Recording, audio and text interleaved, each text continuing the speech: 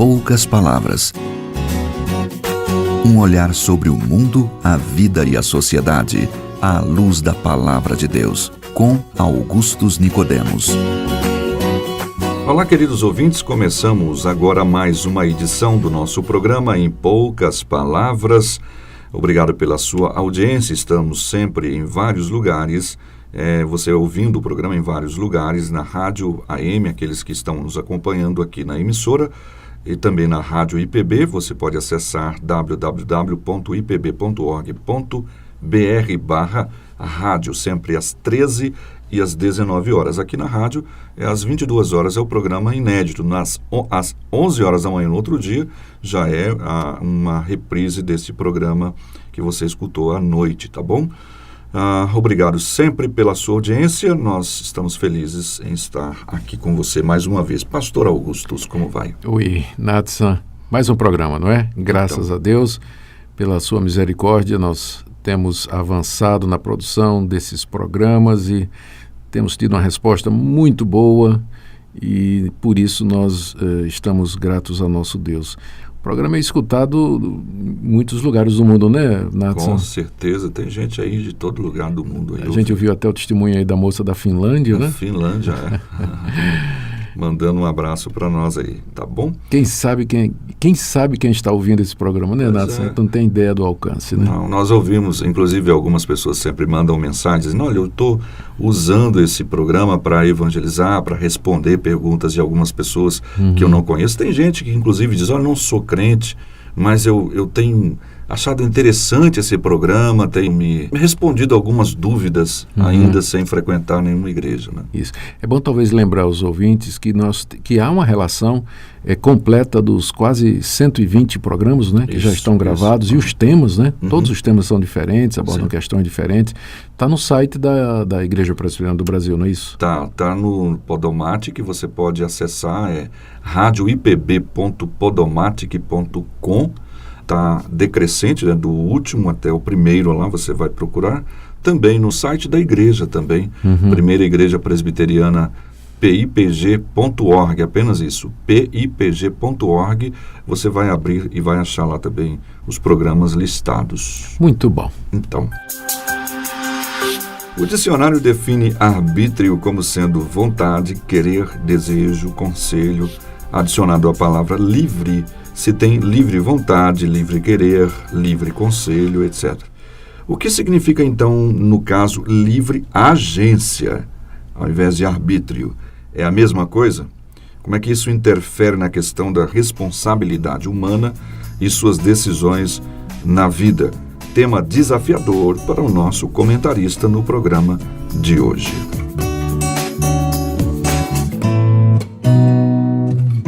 Ecliton Ramos Júnior, de Recife, Pernambuco, pastor. Opa, cidade onde eu cresci. Então, é ele quem deu aí o tom do tema do programa de hoje. Ele diz, então, pastor Augustus, livre-arbítrio ou livre agência? Quais as diferenças entre os termos? Como é que isso interfere? Como é que isso se relaciona com predestinação, por exemplo? Tá, nós vamos começar com a livre agência. A livre agência é o termo que se usa como uma marca, não é, de todos os seres humanos, faz parte da nossa humanidade. Todos os seres humanos, eles são livre agentes no sentido de que eles tomam as suas próprias decisões, fazem as suas próprias escolhas de acordo com a sua natureza, de acordo com a sua vontade, de acordo com o seu querer, à luz do seu discernimento, daquilo que é certo e do que é errado, e à luz das inclinações do seu coração. Então, a livre agência é o que nos faz seres morais e que nos faz diferentes dos animais, por exemplo, não é?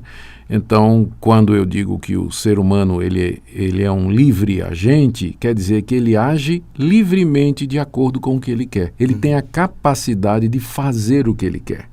Ele faz aquilo que ele tem vontade, ele faz aquilo que ele acha que é certo, ele faz aquilo ao qual ele é inclinado pelo seu coração. Ou seja, ele não é constrangido por absolutamente nada quando ele resolve fazer alguma coisa.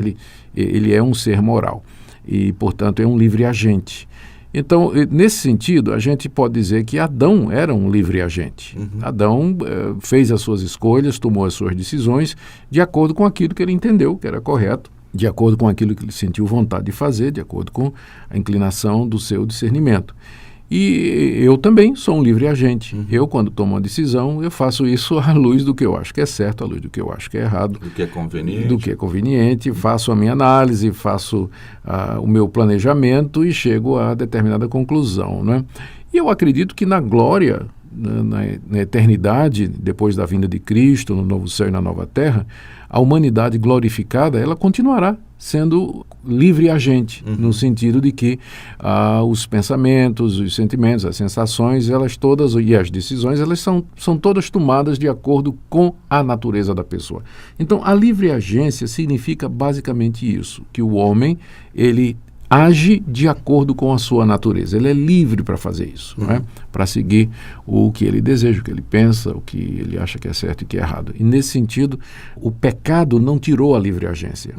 Tá? O pecado lá no paraíso não tirou. Nós continuamos como agentes livres. O livre-arbítrio já é diferente. O livre-arbítrio é a capacidade do homem fazer escolhas morais sempre voltadas para o bem, de ele discernir sempre o que é certo. Nesse sentido, Adão tinha livre-arbítrio, mas nós já não temos mais. Porque o nosso arbítrio, ele já está inclinado a todo o mal. Então, como é que fica isso? Como é que eu posso ser um livre agente e não ter livre-arbítrio? Significa que a minha natureza, ela é inclinada ao mal. Portanto, o meu arbítrio, o meu querer e a minha vontade, eles não são mais livres, eles estão influenciados pelo pecado negativamente. De certa forma, obedientes a essa natureza. Escravo a essa natureza pecaminosa. Mas, quando eu escolho pecar, eu fiz isso livremente.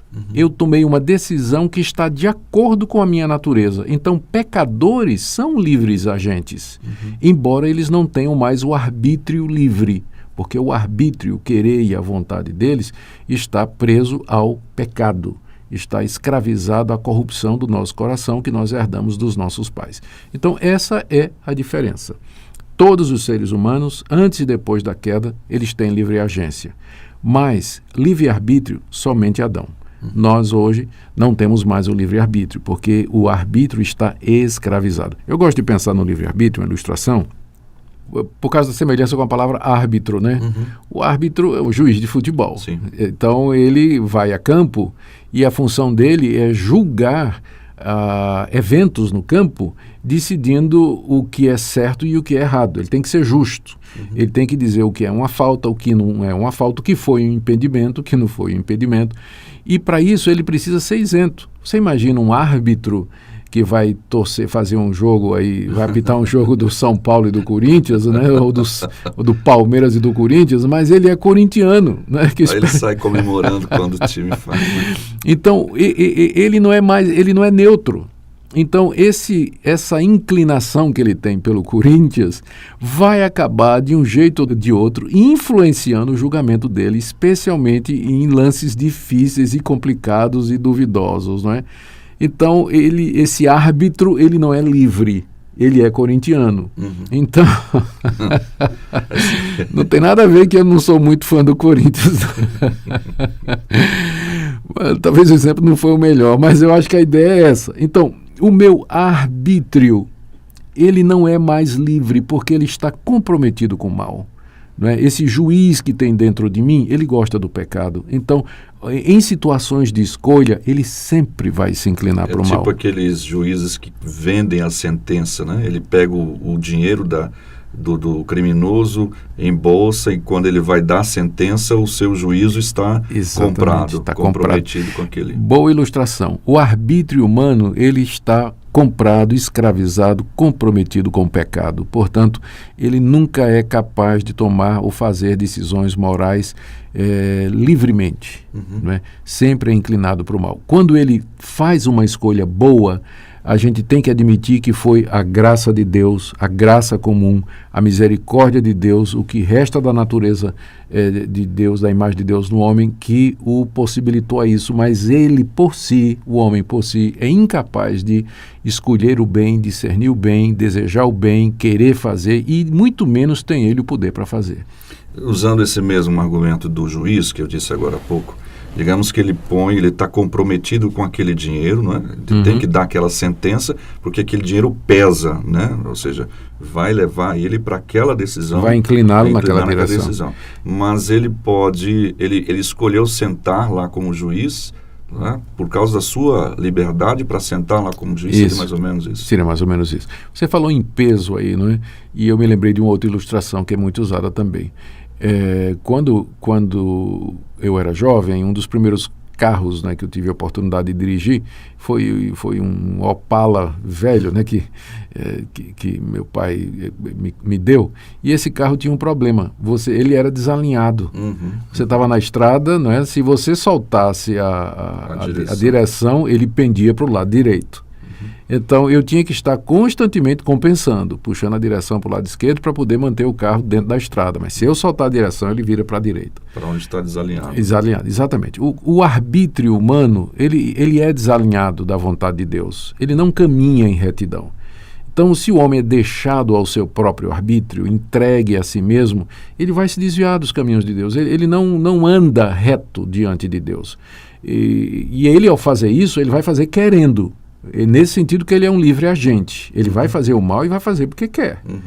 Mas o arbítrio dele não é mais livre. Penso, né, inclinado para um lado. Né? E é só a mão da providência de Deus, da graça de Deus, que compensa. Né? Por isso que os pecadores, eles são capazes de fazer coisas boas, tomar às vezes decisões acertadas, mas é a mão de Deus no volante compensando. Porque se Deus soltar, ele vai se descamba. Se ele não estiver segurando ali, ele vai... Os textos bíblicos a respeito disso são muitos. Né? Lá em Gênesis, viu Deus que o coração do homem era mau continuamente desde a sua mocidade.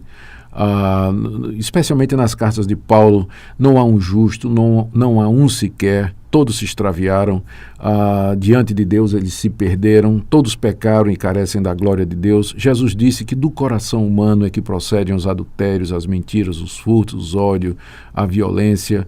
O profeta Jeremias disse, o coração humano é enganoso mais do que todas as coisas, não é?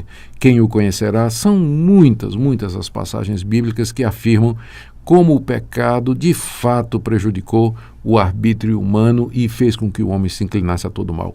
Todavia, o pecado não nos tirou a livre agência. Quando a gente faz o mal, a gente faz porque quer. Nós gostamos de fazer e fazemos isso de acordo com a nossa natureza. Essa é a diferença. Ok. Alguém disse, certa feita, eu li, né, eu me lembro agora, dizendo... eu pequei porque então eu tenho essa tendência e eu não tenho culpa disso, né? Deus não é responsabilizado por aquilo que ele não fez. Ele não fez você pecar. Exatamente. Mas veja só, quando a pessoa diz, eu não tenho livre-arbítrio, então logo eu não posso ser responsabilizado pelo pecado. Mas aí você esquece que você é um livre agente. Você pecou livremente, pecou porque quis. Porque quis, exatamente. E aí você vai ser responsabilizado. Ok, bom programa hoje, né? Respondendo essa questão do nosso ouvinte Ecliton Ramos, de Recife. Obrigado pela sua audiência. Nós ficaremos por aqui hoje agradecendo a todos os nossos ouvintes que estão acompanhando os nossos programas. Pastor. Muito obrigado pela sua audiência, querido ouvinte, e lembre-se, somente a graça de Deus, a mão no volante, é que pode nos livrar da condenação.